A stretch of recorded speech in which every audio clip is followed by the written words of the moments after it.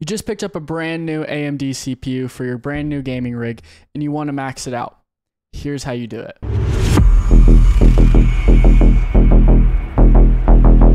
Hey guys, what's going on? It's Chamber here, and today we'll be maxing out your AMD CPU, whether that's Zen 5, Zen 4, all of them. Any AM5 CPU, this will work.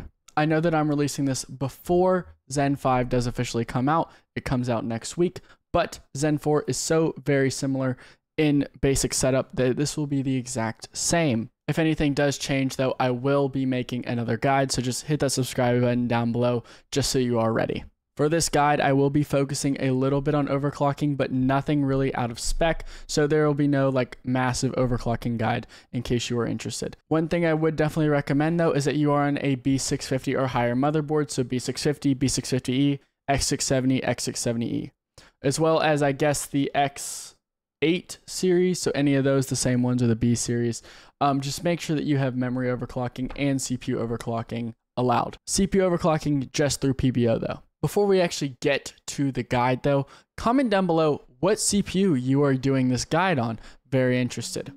As well, if you're looking for a little bit more performance that I can give you guys and you're looking into maxing out your system, hit the link down below, chambertech.net, and you can choose either the standard or the elite PC optimization. With these two services, I will give you the most performance for your dollar, guaranteed.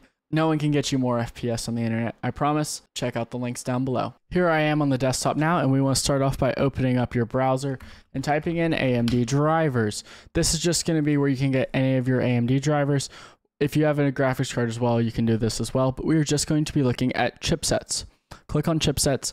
We are on Zen 4, Zen 5, the AM5 platform. Now, what motherboard do you have? This all just depends. I want you to hit Windows key and R. And then I want you to open up this run tab and I want you to type in MS-Info32. Looking in here, you'll see something called baseboard product. So for me, I have a Gigabyte B650 Gaming X AX V2.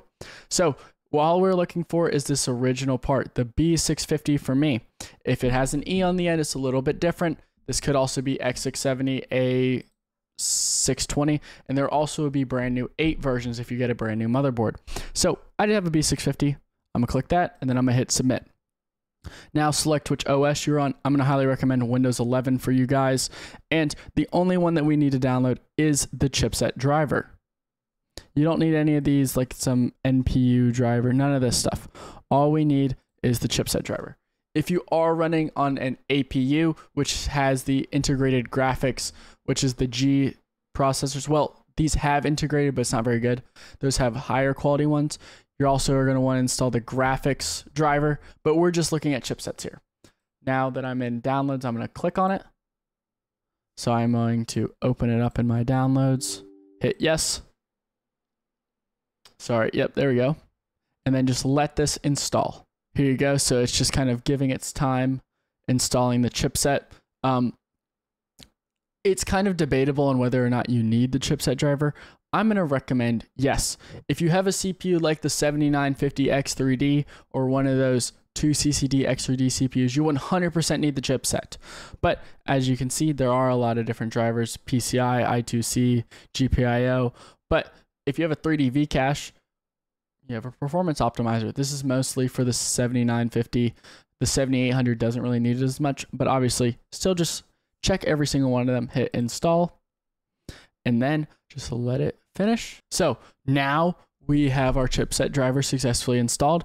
I would highly recommend doing a restart first, but if not, we'll just doing a restart and going back into Windows. If you don't want to do this, you can just follow me right into your motherboard's BIOS, which is what we're going to do. Hit the restart key, hit shift, and then restart. So the reason that we had to hit shift and restart is just to make sure that you guys can get into your motherboard's BIOS.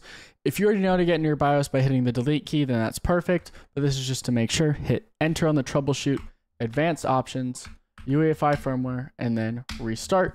Give it some time and you'll go right into your motherboard's BIOS. All right, we're now in the BIOS. I'm just going to turn off my webcam so you guys can see everything. Start by hitting F2, F7, figure out, or just use your mouse and go all the way into the advanced mode. That is what we want. So we're going to go to the advanced mode where you are going to be doing nothing that's harmful to your system, but we just want to have all the options available to us. Starting off, we just want to go straight to our settings, platform power. There shouldn't be anything that we need on this. One thing you might want to do is ERP. If you have your PC in the same room as you, I definitely recommend this. This will just turn off all the USB ports and stuff. That's something I do just because I don't want it blasting me in the eyes while I sleep. IO ports. The one thing I'm really going to recommend, disable your iGPU. Even if you have multiple monitors, I know, still just use your graphics card for it. The iGPU can cause a lot of issues, I found. Just don't mess with it. If you have resizable bar not enabled, make sure it is enabled. Also, this does work on any motherboard, but for me, for example, and a lot of other utilities, a lot of motherboards will download their own utility.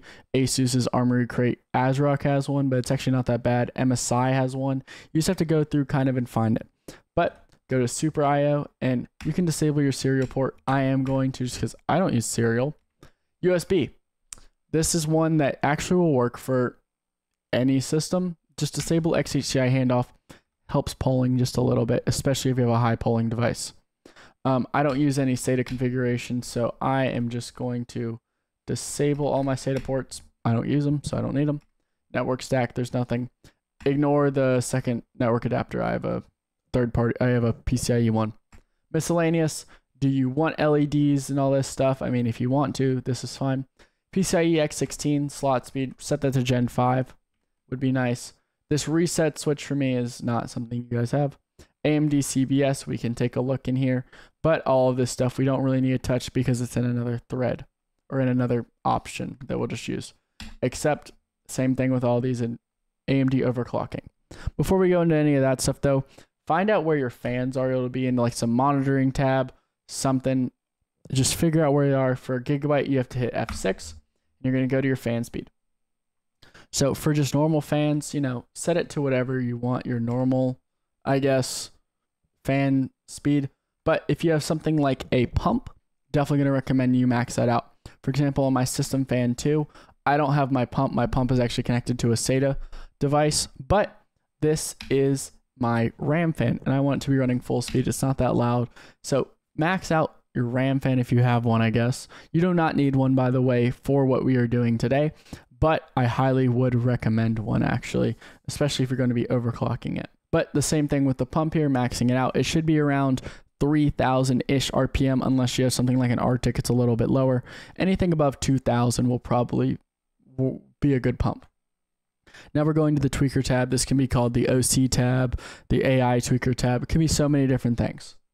CPU clock control, we don't really need to touch. Same thing with spread spectrum. You could disable it if you want to make sure it's always at 100 megahertz. Enabled allegedly has better EMI, but like if you don't know what EMI is, don't worry about it. Just leave it on auto. Graphics clock frequency, we are not touching our graphics, so it doesn't matter. All of these I don't want to touch. These are auto PBO settings. These don't matter for us. Now we're going to go to advanced CPU settings. Core performance boost, this is absolutely going to be on. This is like our turbo mode. SVM doesn't matter. PSS support, 100% disable this. What is PSS? This is also called AMD cooling quiet. This is like a power saving mode. We do not want it. Global C state control. It's debatable if you want to leave this enabled or disabled. I always say leave it enabled. You get a little bit lower idle power draw, which in my opinion, and I've seen before, gets a little bit higher boost clocks in game. Auto is the same thing as enabled. Wouldn't recommend disabling it unless you have any issues. Power supply idle control, just do typical current idle just to make sure that you're not having any power issues. SMT is AMD's version of hyperthreading. Always leave this on unless you know that you're not using threads or something, but pretty much with an 8-core CPU like the 7800X3D, I'm going to need it. The only time I'd think about turning it off was on like a 16-core. That's it. Precision boost overdrive. We're going to do very basic, but also not. If you don't want to touch anything, hit enabled, skip 30 seconds into the video. But for most people, go to advanced. PBO limits. We're going to want to set these to auto. We don't really need to mess with them. You're fine. Precision boost overdrive scaler. Manual, just set to 1x. CPU boost clock override. Enabled, positive. Always type in 100. The reason why I'm recommending 100 is just because I've done the testing. I've done the testing in games, and I've also done like Cinebench and stuff, 100 megahertz always wins 100% of the time. So this next setting is more for the X3D CPUs that have a max technical thermal throttling of, I believe it's 85 out of the box in the BIOS. But if you can set it to 89, this is 100% safe. You're not going to blow up your CPU or anything. I found zero issues with this. Like, you're not going to damage your CPU. Don't go above 90. I don't even know if it lets you go. It does, but then you'll start having weird issues. Set to 89 and forget about it. If you're on a non-X3D, just kind of leave it alone because you can actually go higher on those. Curve optimizer, I'm not going to really talk about curve optimizer. I'd recommend setting it to all core and doing a negative, but I don't think this video we need to talk about that. Maybe I'll do another advanced video later in the day, later down the road, but for now, that's all we need to touch in PBO. Now it's time for your memory. So your memory is very, very important, especially on the non-X3D CPUs, but including them. For most people, if you're running an X3D CPU, I'm going to recommend just running your XMP profile. As you can see, my XMP profile is 8200. I have a very high kit of RAM in here, and we are going to be wanting to run at about 6,000. So I'm going to drop this down to 6,000 megahertz of RAM. Obviously, these timings are not amazing. So what I'm going to highly recommend is this. I'm actually going to recommend that you look at this Buildzoid DDR5 video. So this is for Hynix DDR5. The best way to really tell if you have Hynix DDR5 or not is if your timings on your XMP are not the same. So for example, let's say you have a 6,000 kit and it's 36, 36, 36. That's going to be Samsung. There are other ways of telling, but that's going to be the best way. I'll leave a link down below to a kit of Hynix that I recommend for you AMD people in case you just want to upgrade your RAM, because that is going to be the best performance. I will also be leaving a link down below to this video. Definitely highly recommend checking it out if you just want a basic kind of set of timings. Back to my video though, one thing I'm going to recommend is if you run 6,000, make sure that you're running something at least 2,000 megahertz on the Infinity Fabric. For me, I can run 2133 stable with my overclock at as well. 6,200 megahertz. But for now, I'm just going to recommend do 2,000. You might be able to do 2033, maybe 2067. Test in your stress stability test of choice. UCOK Div 1 mode though, always set this to equals, no divided by 2. If you know what you're doing and you want to try that 8,000 kit, that probably will not work. Okay, but for most people, just do this. Now, heading into the advanced memory settings. These settings are ones that I'm very kind of hesitant to think about. So, power down enabled. Memory context restore, enabled. You can either have them both enabled or both disabled. Do not flip-flop have, power down disabled, memory context enabled. You're going to run into a bunch of issues. That's just how it works. I didn't make the rules. If you disable power down mode and memory context, you are going to be getting a little bit lower memory latency as well as a little bit higher performance. But that comes with a massive drawback of your boot times are going to be upwards of 2 minutes most of the time. Even if you restart, it's going to take about a minute. So that's why I'm going to highly recommend for most people, unless you want that absolute maximum performance, just enable them. That's what I do. I don't notice a performance difference at all, even in my benchmarks. So I'd say maybe start at disabled if you want, go to disabled and see, okay, I can't do these boot times anymore. Then switch it back to enabled. See if you notice performance difference. Gear down mode. If you're just running XMP, try it disabled, see if it works. For most people though, you're going to want to leave it enabled. Gear down mode disabled is kind of like 1T. Enabled, it's like 1.5T if you know what that is. For all these voltages, if you're just doing XMP and stuff, you don't even have to touch any of these. I think it'd be better if you didn't touch any of them, in fact. But with that being said, we're just going to hit F10 and enter and restart. I hope you guys did enjoy this video. If you did, make sure you hit that like button down below and subscribe. As well, if you want a little bit more performance, go to ChamberTech.net. You can get either the standard or the elite PC optimization, and I will max out your PC for you guys. I have a couple more services for you guys coming as well. If you want to join the community, feel free to join the Discord as well. It would be greatly appreciated. But I'll see you guys later. Peace.